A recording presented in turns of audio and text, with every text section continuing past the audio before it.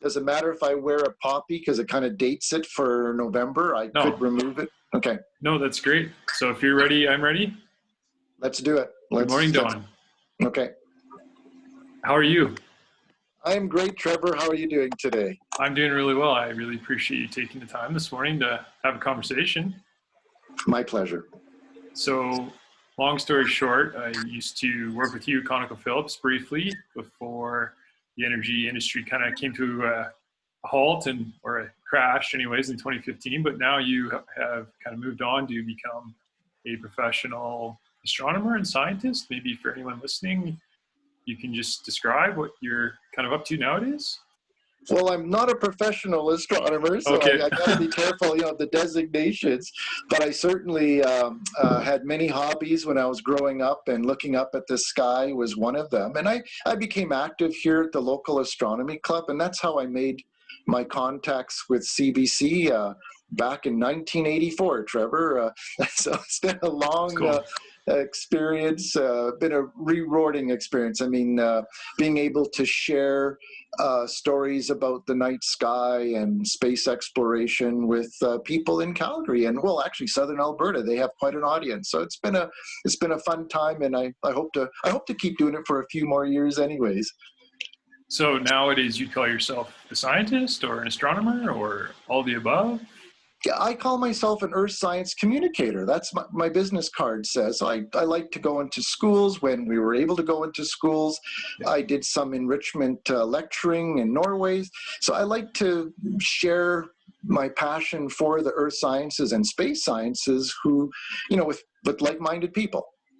And before you got into astronomy, although you've kind of always been into it, you were trained as a professional geologist, I think it is? That is correct. Yeah, I have an honors degree in earth science or geology from the University of Manitoba. Graduated way back in 1979. Seems like a lifetime ago. But you didn't want to do the kind of astronomy and space stuff full time when you were younger, or maybe you did? Well, that's a good question, because I took both astronomy courses and geology courses at the university. However, at the time, I was more interested in planetary geology, to be honest, and the Viking landers on Mars in 1976 really was starting to push me in that direction. But after the Viking landers, that was in 1976, there was no other really exciting planetary missions being developed at the time.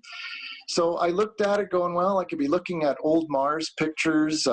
I had even applied to go to Brown University, do some post-grad work, and got a letter back. They were willing to take me, but I got swayed by the oil and gas business.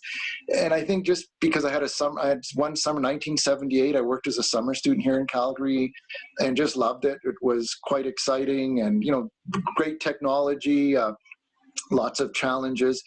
So I actually passed on that opportunity to go into planetary geology and went into, I guess, oil and gas resource exploration. And you did that for quite a few years. Yep.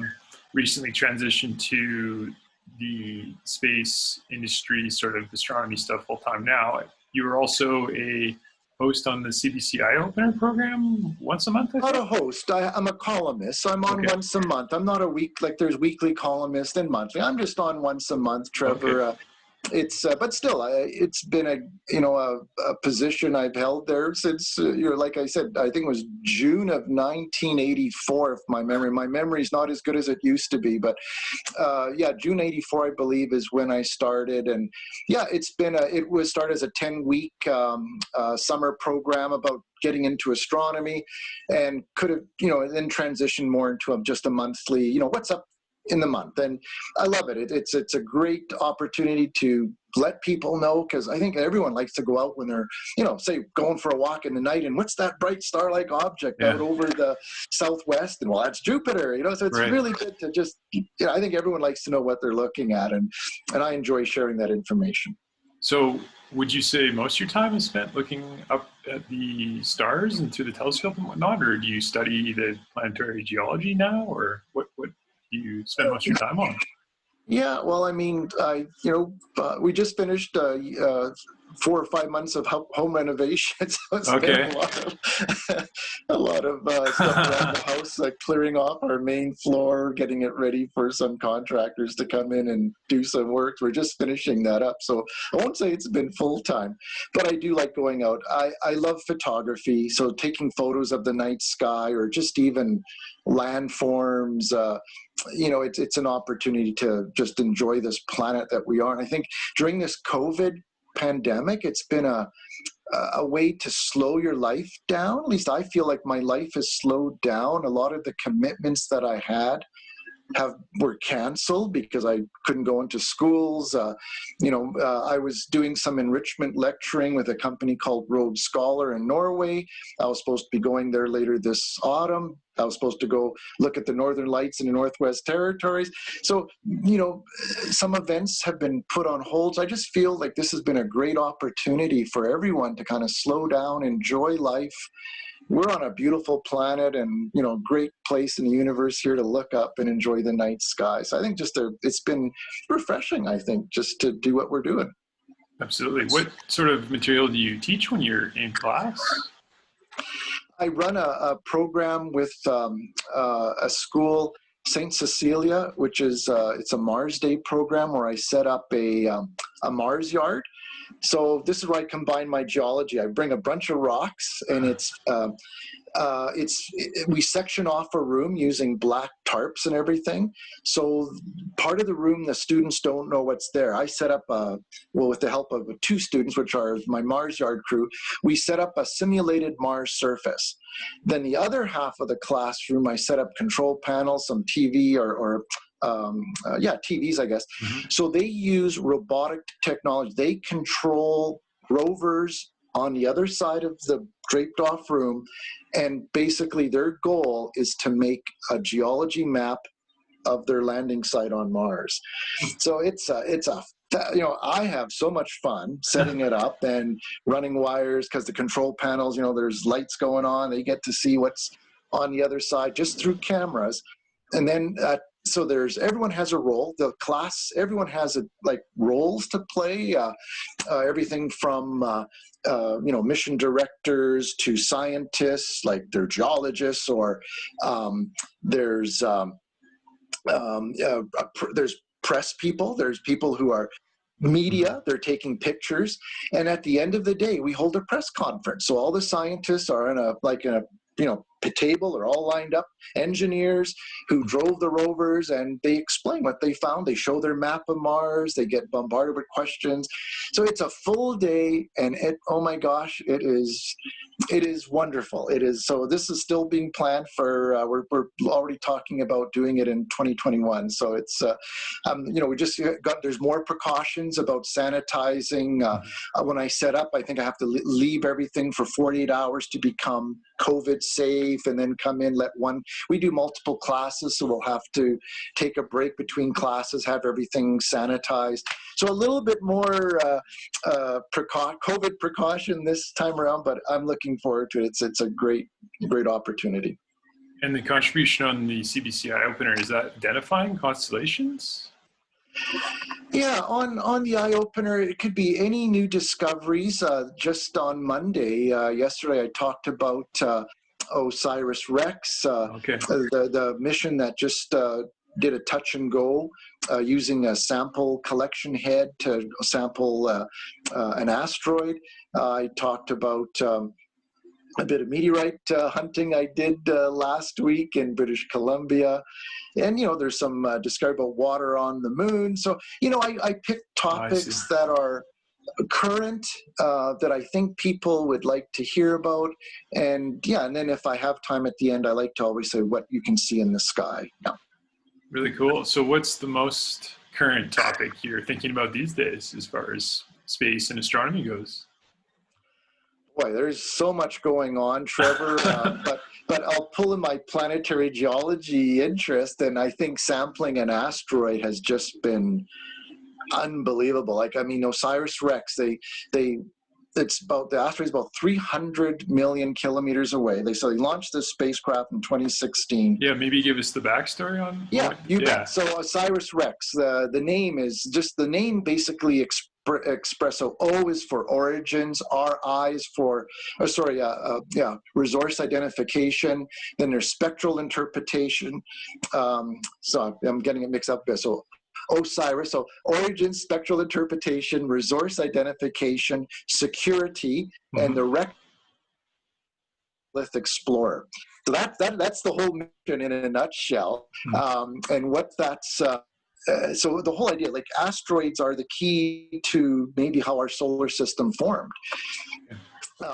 And they picked asteroid Bennu, which is only about 500 meters across. So this is a tiny little rock, like a mountain in space, that they had to find and rendezvous with, which they did. It's the smallest planetary object that's ever been orbited by a spacecraft, which is pretty cool, because you can imagine the gravity. You and I could probably just launch ourselves into orbit by jumping off of Bennu, because it's just such a small asteroid. There's virtually no gravitational pull there. So they're into a very tight orbit. And the whole idea is to bring samples back to Earth, because this asteroid is believed to be a carbonaceous chondrite. It's some of the most primitive remnants of our formation of our solar system. So asteroids are like time capsules. So the whole idea was to use this arm with a sample collection head, send a burst of nitrogen through this sample then basically kind of like a Roomba, kind of push this stuff inside this sample collection head, just like the size of a dinner plate. And that, but when they arrived, they expected it to be more sandy surface. This collection head works really good on like a sand. When they arrived, this asteroid was just covered in rocks and boulders, like there was no sand there. So they spent 2 years using Canadian technology, LIDAR, supplied by the Canadian Space Agency, and they absolutely mapped this asteroid to like within centimeter type resolution, like just incredible resolution, and found sort of the best place that they could get a sample, because they were optimized for maybe 2 centimeters at most. Anything bigger or larger gets kind of sketchy, and they had to hit a spot. They were aiming originally for like a 25-50 meter spot. They got it down to just a few meters. And when they did this maneuver on October 20th, Trevor, they hit it within 1 meter. And this is not some guy in a control room using a joystick. This was all autonomous, because light time is 18 minutes away. Like, we couldn't even control it. It was crazy. So they used something called natural terrain feature mapping, where they basically took pictures of the surface and used those photos to kind of guide their spacecraft, and just, fantastic technology. And I cannot wait. So March of this year, they will fire up the engines and they'll start their way back home to Earth. And on September 24th, on 2023, it'll be landing this capsule with this precious cargo. They were aiming for a minimum of 60 grams. I think they've got over a kilogram, Trevor. It looks like the thing was literally spilling out when they took pictures of it after it's leaking samples. So I think it's just stuck to the, to the rim.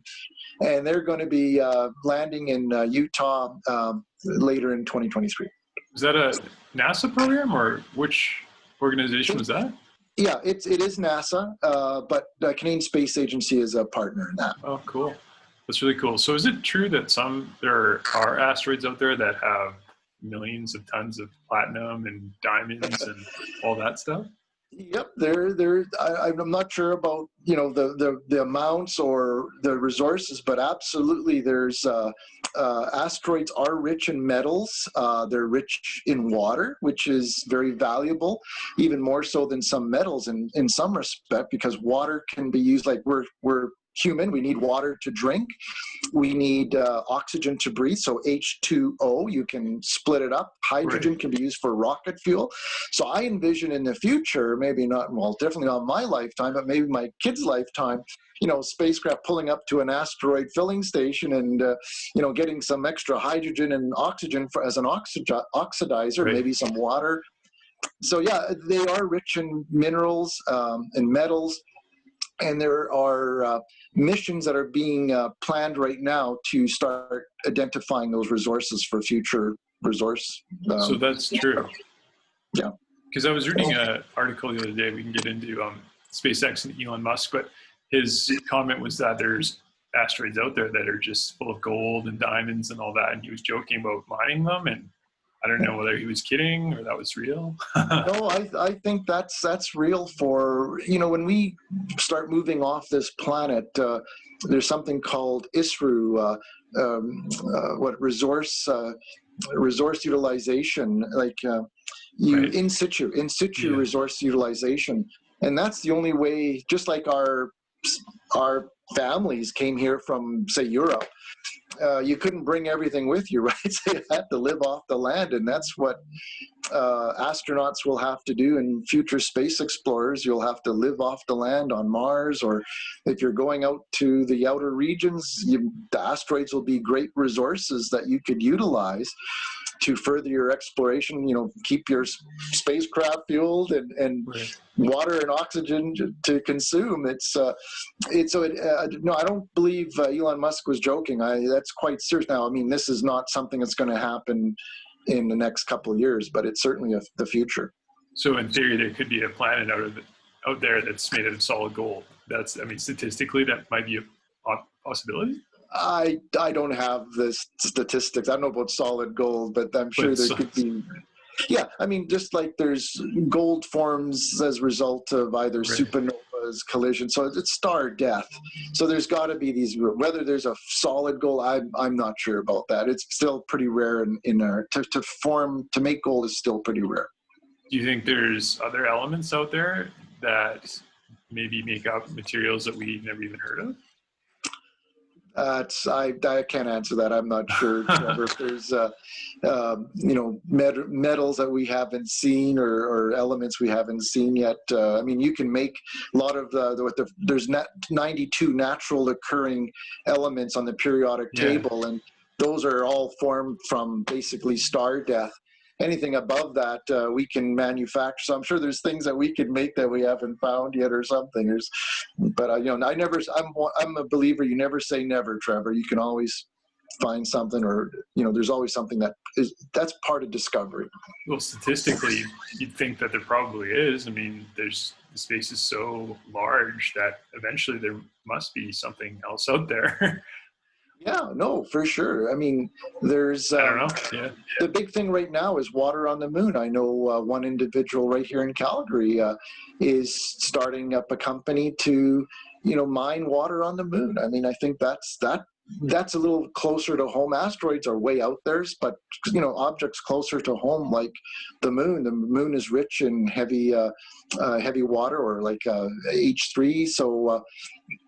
And there's rare elements on the moon, so I could definitely see mining on the moon in the not too distant future. That's more, and there's missions right now to go to the polar regions, or regions where they think there is water. Again, water right now I think is the most valuable resource to keep human exploration going on the moon. So maybe get those metals that you're talking about.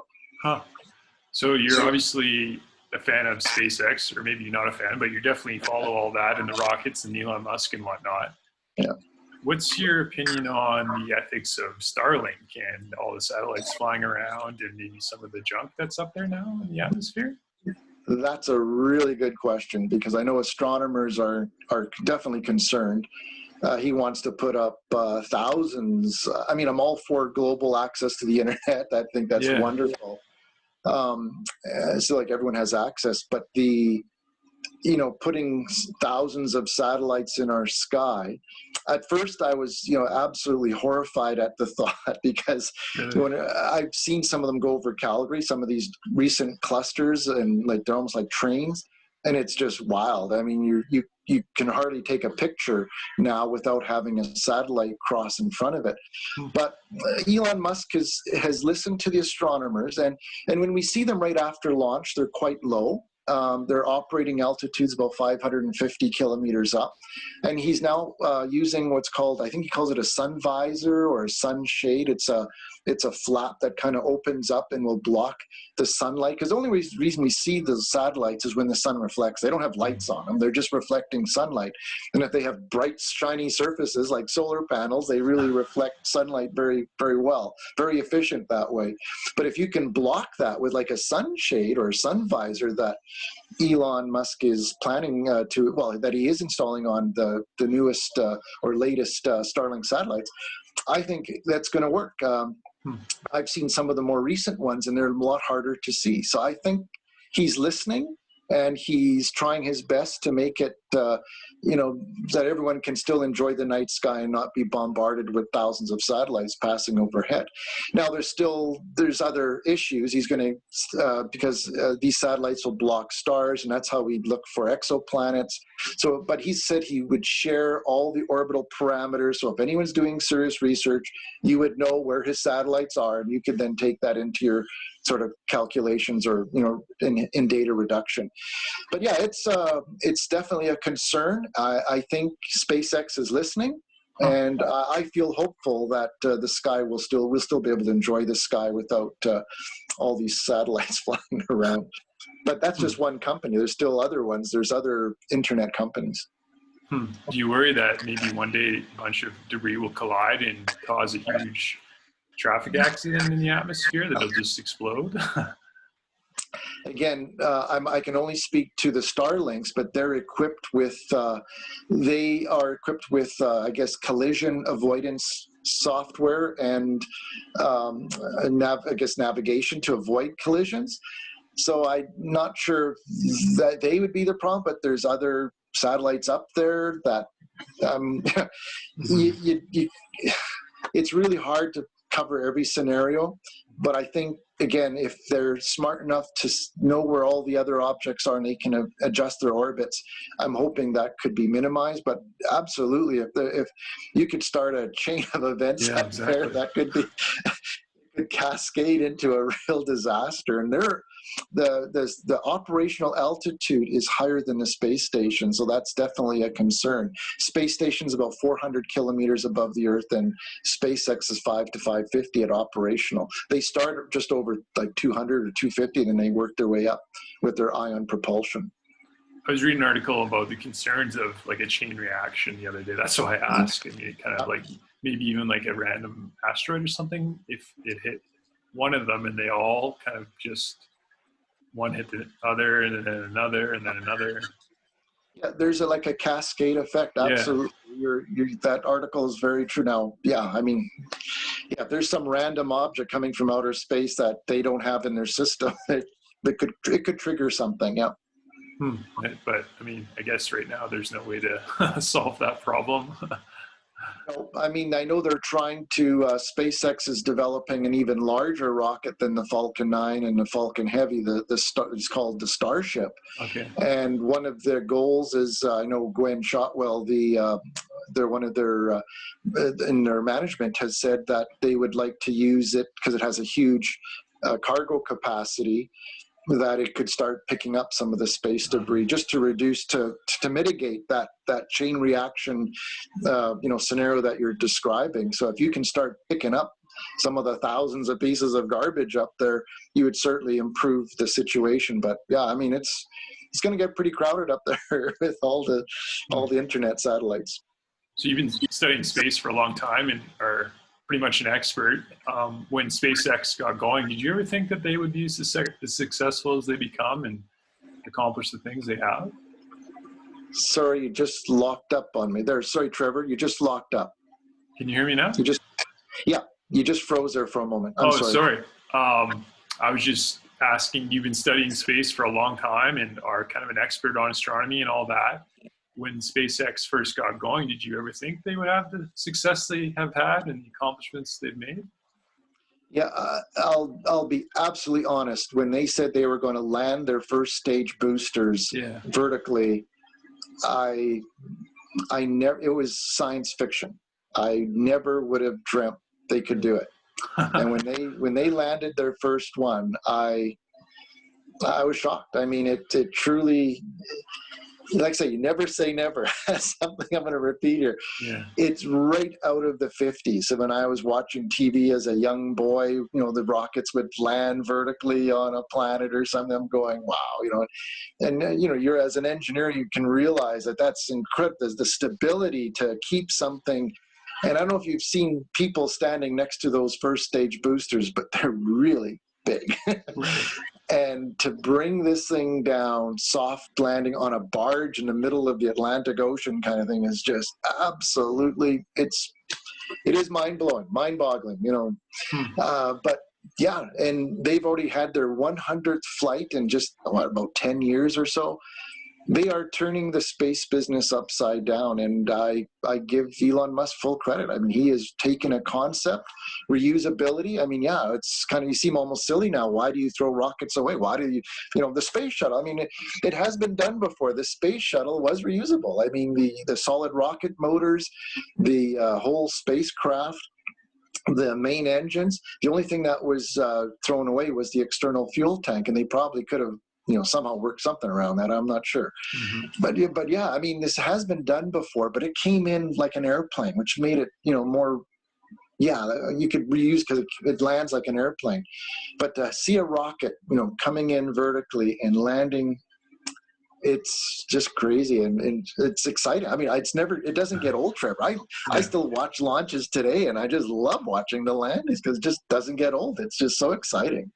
Well, apparently it's like landing a small apartment building or a small grain silo just vertically, and how that's to give a kind of an idea of how hard it is. It's more than a grain. It's like almost like 9 or 10 stories tall. That station, right. It is massive. So, yeah. So it is extremely challenging, and I give those engineers a computer, because I'm sure there's a lot of software that takes the first of all the GPS location to nail the spot that because they land right on that the SpaceX, they land pretty much on the middle of that X, which is just crazy. And yeah, it's a soft landing, but yeah, he's been able to reduce the cost of going into space. And once he gets that Starship, which I hope he does here in the not too distant future, that could really, again, it's another game changer because of its huge cargo capacity. So what's the Starship? That's a larger version? It's a much larger version. I cannot remember how many engines, but it's a lot of engines, and it is massive. So you could take, as an example, 50 to 100 colonists at a time to Mars. I mean, it's that big. So I watched a video the other day with Elon on, he was doing a presentation for the U.S. Air Force, and his comment was that reusable rockets in commercial space flight is kind of the next technological advancement that'll really separate, I guess, the U.S. from everybody else. Do you think that's kind of the case?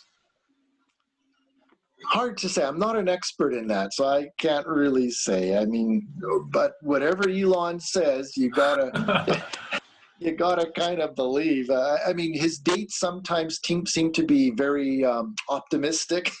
His deadlines. Eventually they do get the bugs worked out and things start to happen. So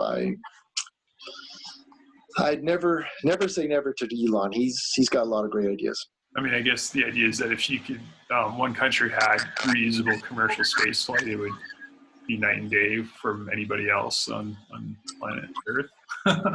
Yeah, well, I mean, other countries are copying him now. I know Russia and China are both developing reusable rockets. So it's not, you're going to see more of it. I mean, you're going to see more. It's just makes so much sense. Why throw a rocket away if you can use it 6, 7, 8, maybe even 10 times? I don't know. I mean, he hasn't gone, I think, above 6, I think is the most he's reused right now. I think I haven't been keeping right up on top of this, but that's pretty darn good. Yeah. Are there a lot more other rocket companies out there? I know there's Blue Origin, and I think there's one with Richard Branson. Yeah, Virgin Galactic. There's Rocket Labs. There are a lot more startups in the I'll call it CubeSat or smaller satellite.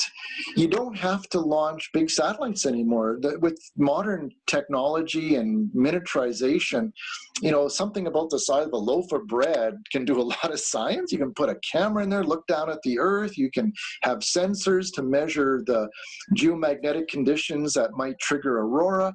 There's companies that are even just focusing on the smaller payloads, which to me is brilliant. There's one they're launching out of New Zealand, that's Rocket Labs with the Electron rocket, and they just, I think, finished the launch pad in Wallops on the east coast of the US. So we're going to see more smaller rockets launching payloads, but smaller payloads. You don't have to send, the big satellites, call it, whether it be it could be navigation, like the weather satellites. They're pretty massive. The military satellites, of course.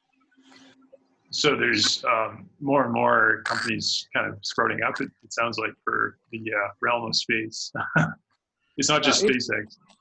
Exactly. And there is a future. I certainly see, we use space. We're subjected to space technology everywhere, whether you go to a banking machine or, talking to family in another part of the world. I mean, we use it, and it's so transparent now. We don't even know we're using it. Even the spin-offs, whether it be medically, there's reasons why they're sending astronauts, 6 months at a time on the International Space Station. It's not just to say I've been there they're studying the effects of microgravity for future missions to other worlds. But those problems, like losing calcium and bone degradation, is something we, as an older person, we experience here on Earth, like osteoporosis or just losing muscle mass and bone density. So they're studying, because that's a serious problem that starts from day one, as soon as they go into orbit. And doctors and scientists are trying to mitigate that. And that helps us here on Earth. There's new, programs to help us stay healthier and live a longer, better life. Do you ever worry that there's massive asteroids that are heading towards Earth? Is that something that keeps you up at night, knowing what you know? Well, it doesn't keep me up at night, but I always like to tell people the next asteroid to hit the Earth is not an if, it's a when. Yeah. So there's tons of material striking our atmosphere every day, but that's smaller, pebble-sized or sand-sized particles. All the 8 space agencies are doing a remarkable job mapping out what's called near-Earth objects or near-Earth asteroids, objects that could strike us. But we still, look at Chelyabinsk in 2013, February. I think was it Valentine's, for February 13th, 14th, something like that. This it's a small asteroid entered our atmosphere, sent 1,000 people into hospital because of flying glass when the pressure wave broke all the windows. They really didn't see that coming. So that could happen at any time. And there's military satellites that show that this does happen, just mostly it's over water. We never hear about it because it's somewhere over, the Indian Ocean where no one really notices it. Yeah. But, Chelyabinsk got nailed. They just came right. The dash cam videos was just phenomenal. It was like brighter than the sun, this asteroid entering our atmosphere. So we will have more events like that. I'm hoping if there's anything that's really big that could cause, I think a mass extinction event is, we're going to find those. But anything that, say, a city destroyers, we'll have those all mapped out and be able to deflect them or use some sort of technology to prevent a disaster here on Earth. But there will be smaller ones like Chelyabinsk that will sneak through.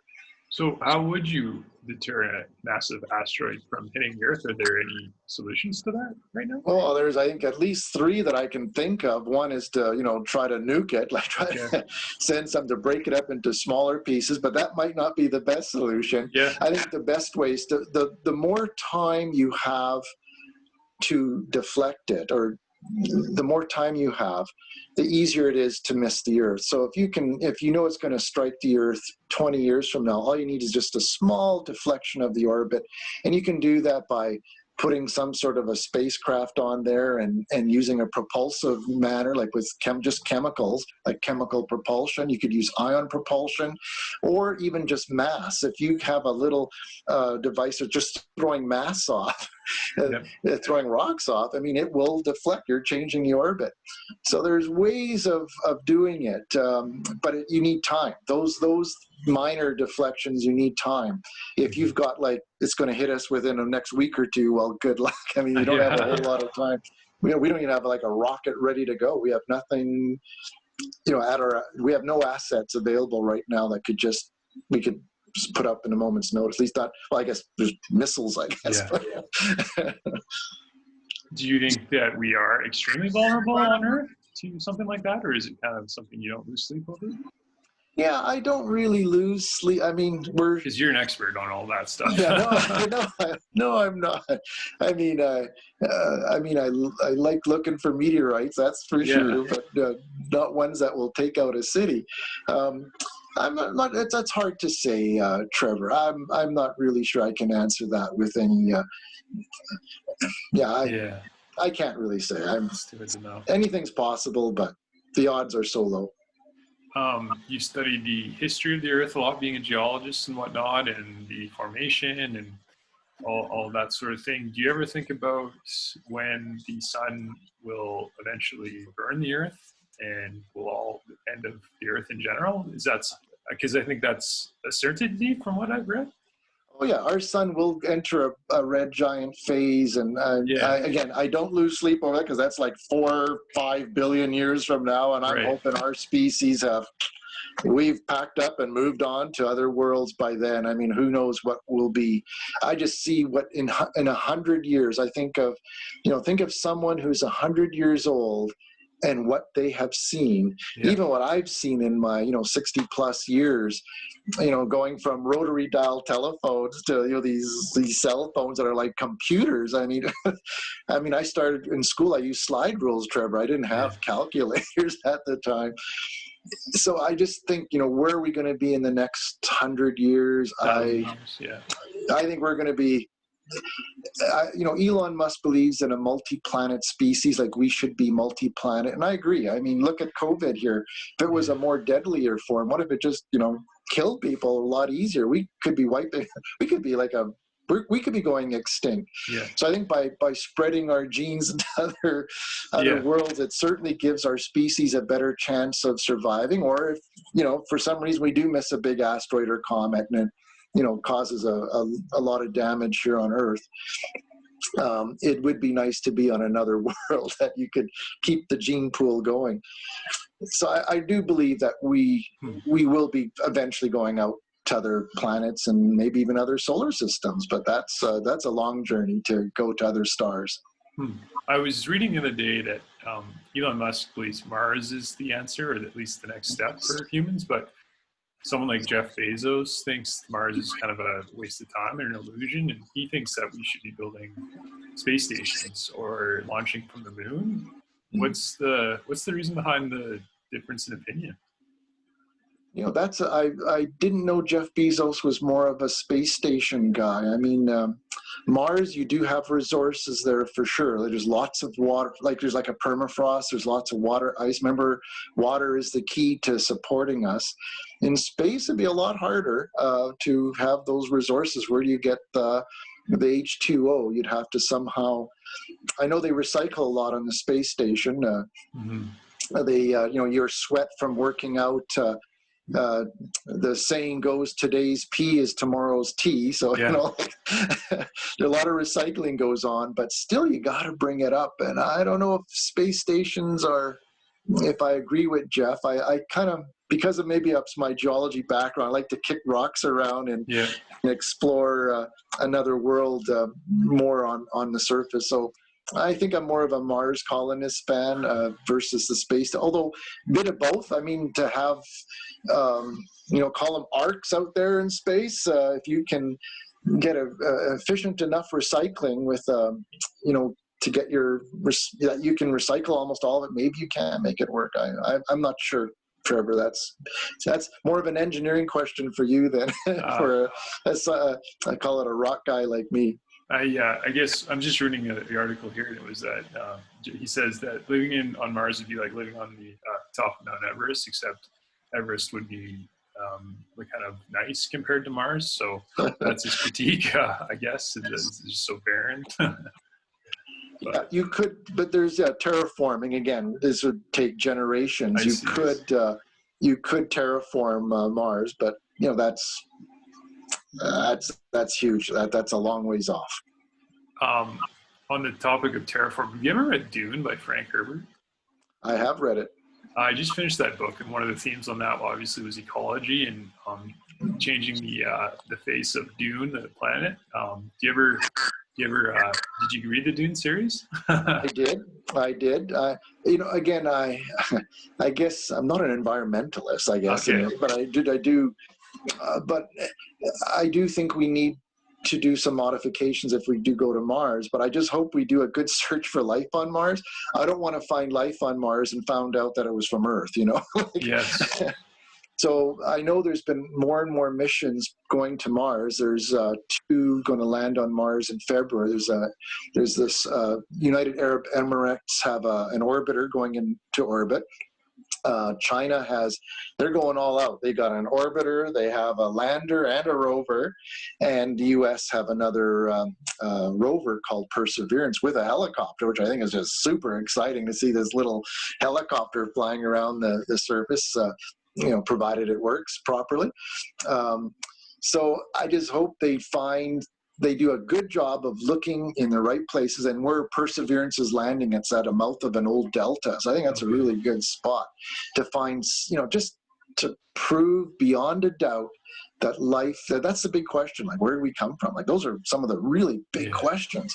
And can we prove that life actually formed on another world other than Earth? Because I don't know if you've ever read a book called Rare Earth by Dr. Donald Brownlee. It's you know, a couple of decades old now, but it really makes a strong case that creating or evolving to an intelligent life form that like we've done is not that easy. Like, look how long the dinosaurs ruled our planet, millions of years, and we've only been around for a few thousand years. I mean, we've done a lot in those 1,000 years. Everyone says the reason the dinosaurs went extinct because they didn't have a space program, but you know, we do. So hopefully we can be off this planet and prevent our extinction. What do you think the odds are that there's aliens out there, having studied the space quite a bit and whatnot?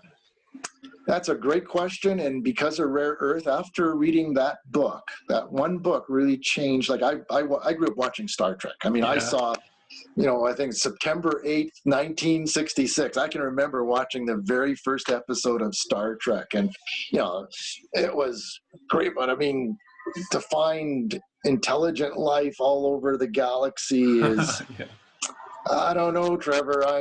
I think life could be more common, but in the simple form, you know, like amoebas or, you know, or something. But to find other intelligent species like, you know, us, if we're intelligent, I guess, is a debate. Right.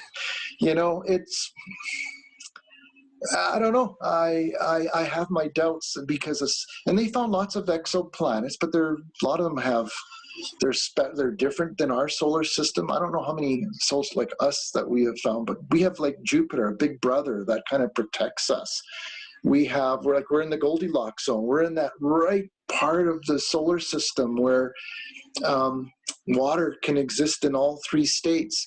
And not only that, our sun is incredibly stable. If you look at stars, a lot of them are variable, like they'll get more active and less active.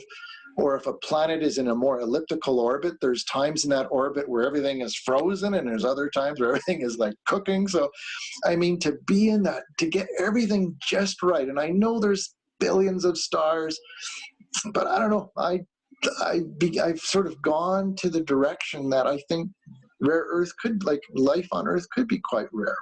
Right. Never say never, but it could be. I think it is quite rare. I mean, really, it'd be super cool to get a signal from another civilization. I'd be kind of scared. Yeah. But kind of like a gemstone on the beach full of sand. and those are all the stars out there, Yeah. and planets. Yeah, I mean, it just seems that it's unlikely that there isn't other aliens out there, but at the same time, I guess Earth is a pretty big exception. Yeah, even just to have, life, getting all the amino acids and the proteins, everything to just kind of line up just right. I'm not a biologist, but I like to think we're special. Yeah. Is in terms of space and astronomy and whatnot, we talked about getting the results back from the asteroid that to study the materials and whatnot that are out there. Is there a particular part of the study of space that you enjoy the most, or that you're most interested in? Well, bringing back this sample from asteroid Bennu is, to me, it's a big step into answering some of those big questions we've been talking about. Like, how did the solar system form? Where did the water come from? For our planet, all this water came from somewhere. And I know there were some early thoughts that maybe the comets were the source, and yet there was a European mission called Rosetta that went to a comet, and by studying the composition, the water didn't seem quite the same source as what we have here on our planet. And it just seems like asteroids are now appearing to be more hydrous bearing, like their minerals are more hydrous. And even just asteroids land or crashing onto our planet, eventually the water would work its way out. So I'm beginning to think asteroids are the key to how our solar system formed. And that's why going to this asteroid Bennu, bringing samples back, looking at what hydrous minerals are there. And also, we know a lot of amino acids are in the asteroid. So if we can see what is preserved, again, remember, asteroids are like time capsules. We're going back over 4 billion years. What does this asteroid, what is it going to tell us what types of amino acids were around way back then? So I'm really excited because I think a lot of research is going to come out of this when the sample comes back, and maybe it will help answer some of those questions. Do you ever worry that an asteroid will come back with some foreign disease or virus for Earth? I've seen those movies. Yeah, exactly. That's what I'm thinking. Yeah, Andromeda Strain was the first one I saw way back, I think, when I was in high school. And my gosh, that was a real eye-opener. And yeah, I mean, I think even just the melting permafrost up north could be unleashing some viruses from way back when. I don't know. Right. Yeah. But yeah, I mean, they're going to be super careful. This thing is sealed, and they're just not going to pop it open in Utah when they'll go into a very pristine facility. But yeah, I mean, who knows? Is there space viruses out there? Again, I'm not a biologist. I can't really answer that. So that's something they think about when they bring samples back from asteroids?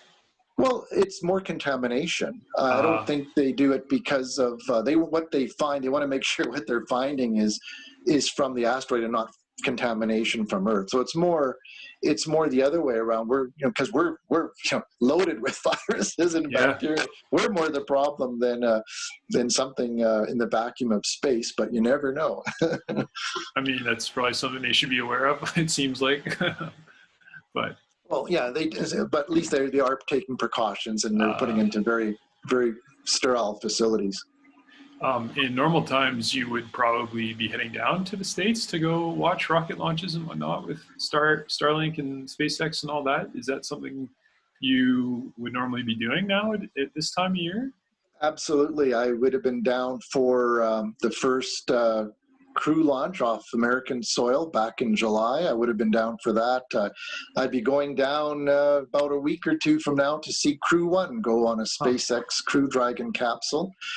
But right now, COVID is changing our lives. I mean, but even though you can go to the U.S., NASA, to go into any facilities, you'd have to quarantine for 2 weeks down there before being allowed onto the Air Force Base or a NASA facility.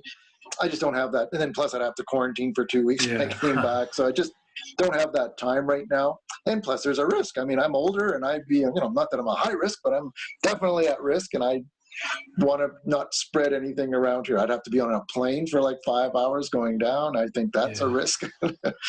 Yeah, I would be going down, Trevor, and I do miss it.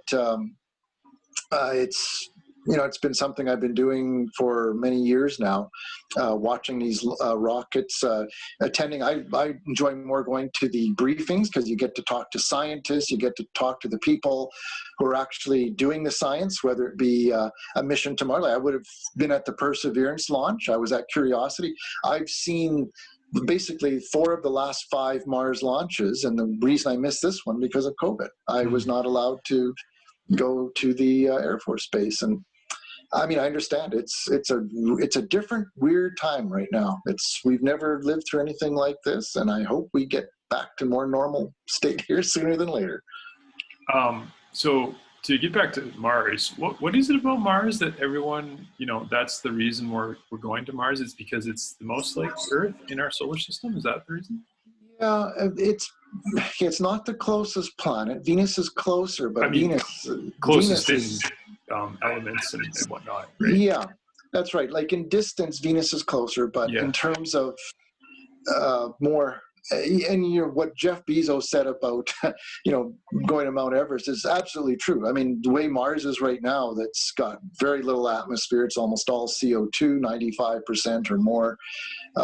It's dry, it's cold, it's further from the sun, but it is most Earth-like that we have right now. And so yeah, it's been a lot easier to colonize and to live there. And at least I believe there's enough resources there that you could do 3D printing of habitats. You could, again, building a lot of the rock is basalt. It's a lava.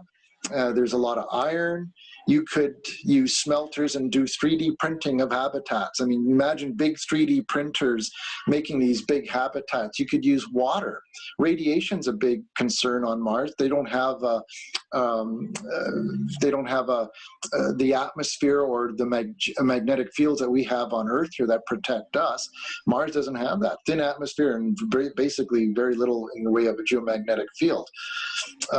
So using water, you could take the water that's below the surface, get a rubber membrane or some sort of a membrane, fill it full of water. It would freeze on Mars because Mars is cold, and you'd be living in an igloo type of thing if you could put the right types of insulating material in. But that water ice could help break or protect us from the radiation.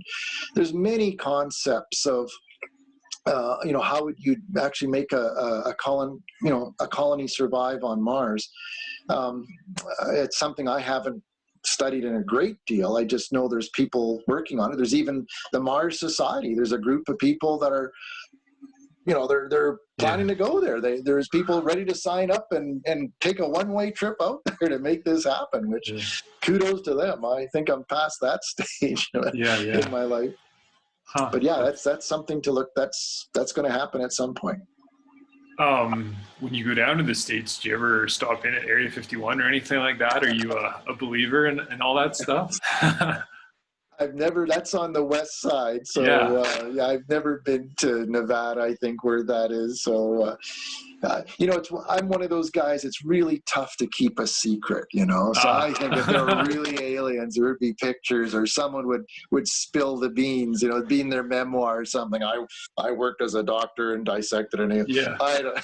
I think secrets are really hard to keep. I don't know. That's just me. Hard to keep a good secret. Yeah, you're never supposed to tell anyone, or you're supposed to kill the person you ever tell a secret to, whatever the line is. Yeah. Do you ever see anything odd when you're looking out into space? And that's a good question, because I do spend a lot of time looking up at the sky, and I have never seen anything that I cannot explain. Really? So I know I've talked to other people who have seen things that, I wish I'd been there. But you think in this day and age, with all the cell phones and cameras and all these, like I have an all-sky camera looking up at the sky, we have never really seen a UFO or, something. Yeah. So I don't know, like, why are the pictures always blurry and you can hardly see? You never really get a good picture of something that could be a UFO. At least maybe I don't watch the right shows on TV or read the right, blue book, the about people who have seen stuff, or I know some fighter pilots have recorded some things, but I have not personally. So I can honestly put my hand on a Bible, and I have not seen a UFO, but I'd love to. Yeah. Did you see that one from the Pentagon, that fighter pilot, they locked onto something? I think it was maybe a year ago. And it was this really weird thing that the radar locked onto in their screen. Did you see that article? I haven't seen that, no. But I'd like to. If you have it, I wouldn't mind sharing. I'd like to read it. Always like to look at that. Yeah, I mean, kind of, I guess have to put your tinfoil hat on with all those sort of things, but that's why I'm talking to you. It's really cool to, get your opinion on that sort of stuff. So. I'm getting old and crotchety in my, so don't take all my opinions as gospel. But it's but you've been around. When you get around, you've been on the planet for how many decades now, going around the sun, and you get to see the world in sometimes a different light, and I don't know, you do get experiences, and experiences do affect you in some way. Books like Rare Earth that you read and do put some good cases together. But yeah, I'd love to know if there's people checking us out. I mean, there's been, be honest, like the one thing that that kind of intrigues me a lot. There was an interstellar visitor. It was, and it was an asteroid or a comet that came flying through our solar system, and not from our solar system, came from a different solar system. Some of the models look like it could be somewhat tabular in shape or a long cigar shape, which, okay, so it's got a weird shape to it. Flies around our sun, and then if you just use straight Newtonian physics, solar, like sun's gravity, it actually accelerated. And you go, Now, they're trying to explain maybe it's outgassing like a comet. Some gases do outgas, but why is it outgassing? Usually most outgassing occurs closest to the sun. Why would it be when it's already leaving? And yeah, that's pretty, to me, I like that. That's one that I'd like to know. I wish we had again, why don't we have some satellites that are parked out in parts of our solar so that we couldn't go and rendezvous with this thing? Because I'd love to get some pictures of it. Was it, full of antennas and, was it sending some information back that we don't know? But that's one, I'll have to say, I'm intrigued when they said it accelerated. I mean, we're not talking crazy light speed or anything, but it moved a little bit unusually than what astronomers would predict. Huh. That's really interesting. And it was called Omeamea, something. It's a Hawaiian name, but Omeamea. And that's 2-3 years ago now. But that's one object that I wish we could have gotten a better, like Hubble Space Telescope too. By the time we found it, it was well on its way out, and I couldn't really get some good photos of it. But that's one that really interesting.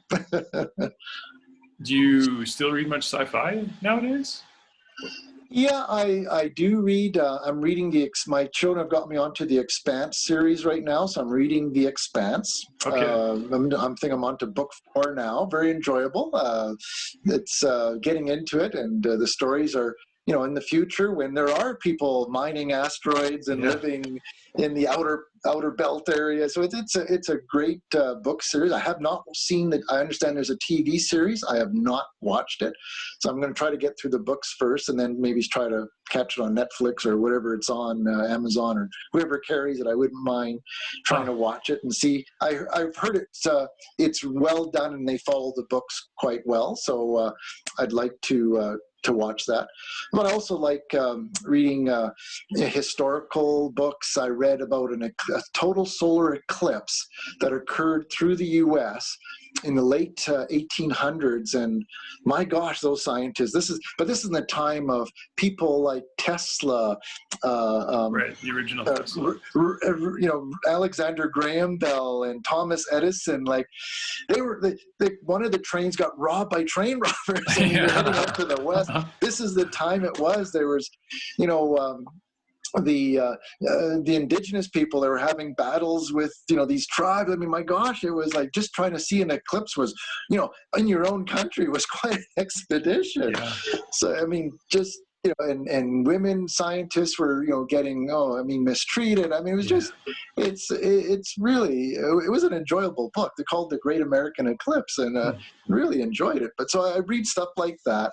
And I do like, I was a Tom Clancy fan, and, like the kind of the intrigue, the Jack Ryan stuff. That's always been fun.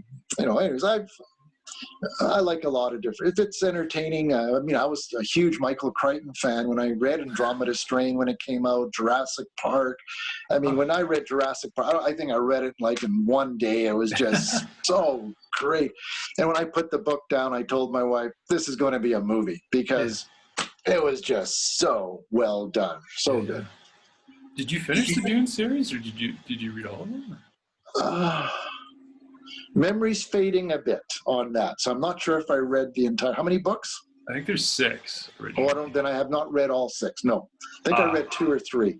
Okay, I just started the second one, and the first one, and I'm just curious. Yeah. If you no, I have not read the whole series. No. The Right Stuff. Did you ever read The Right Stuff? Yes, I did. And I admire those early astronauts. My gosh, the testing, and there was a movie made of that one as well. But oh my gosh, that was. I admire those Mercury 7 astronauts. What they did to test those early guys. Were you? I'm not old enough. I do remember seeing John Glenn launch. I think it was 61 or 62. I do remember that because it was early in the morning. My mom woke me up, and my dad was still home. And normally I wouldn't see him because he'd be gone to work before I woke up. So it was one of those things, kind of just certain things still stick in my head. And being in front of this old little black and white TV, it wasn't color, it was black and white TV, and watching this rocket on the pad and going, oh, wow, I thought it was pretty cool. That was really sweet. I don't remember much of other Mercury launches. Gemini was a bit of a blur, but Apollo was certainly, that's when I really got hooked into space exploration. Apollo was some of the most exciting times, I think, this entire planet ever experienced, when that's the first time our species went to another world and walked on it for the first time. It was a race between Russia and all that. It was quite an exciting time. Do you think if you were younger nowadays, maybe coming out of school, you would probably look towards a career with SpaceX or something like that? Because it seems like there's a lot more industry going on in that. Oh my gosh, it's really opened up. My eyes were always very poor. I think I was reading books. I read Tom Swift when I was a little guy growing up. He's a teenage inventor, and I had I think I got all 30 books. I think it was Appleton or something, the author. I read all 30 of his books, and, just great stuff. So I think I was reading under I was supposed to be in bed, and I was reading under the covers with a flashlight. I think it just destroyed my eyes, and looking through telescopes. You're just not, or microscopes. I always collected rocks as a kid. We had a gravel driveway, and I'd always be going through our driveway looking for fossils. And because I'm from Manitoba originally, and Tyndall stone is a very common building and stone out there. They just crush it up and use it for, putting it on driveways and stuff. And there's always brachiopods or shell type critters. And there's a rock collection when I was young. So I love this stuff. I'm sure I burnt some holes in the carpet with my chemistry set. Just love doing crazy things. I just found the sciences very stimulating, enjoyable. It was, we're on a cool planet, and it's neat to explore. But do you think with companies like SpaceX and all that there's been more opportunities nowadays for careers in the space industry? Trevor, to answer your question, absolutely. Back then there wasn't even a Canadian space agent. That's what I mean. For me to dream being a Canadian astronaut was not even on the radar. There was just nothing. There was no opportunity. So, that's why there wasn't even a thought at the time. It was more, being the planetary geology was one avenue, sort of. Reaching other planets through robotics or something like that. But going into space, but now, like you said, with SpaceX, Blue Origin, even space tourists. You can go up if I won the lottery, I don't know if my wife would let me spend it all on going into space, but I would love to, to see the world from, 400 kilometers up, orbiting every 92 minutes. I would just absolutely, I could not imagine seeing our planet. For Canada's 150 celebration, our family launched a weather balloon with some GoPro cameras, and even just going up 100, almost 100,000 feet, our planet is so beautiful. It is so neat to see our just the world we're on, and to see it from 400 kilometers up. That would be, oh my gosh, I'd love it. I just, look, there's the Alps, or there's the, the Himalayas, or oh my gosh, is this seeing the lakes, the oceans without borders, and the countries of different colors, everything just be so beautiful. I'd love to see that. Well, that's really cool. I really appreciate you talking to you about space, Donna. It's been awesome. I've enjoyed talking to you too, Trevor. I mean, I could talk like this for hours, but I guess it's so much fun.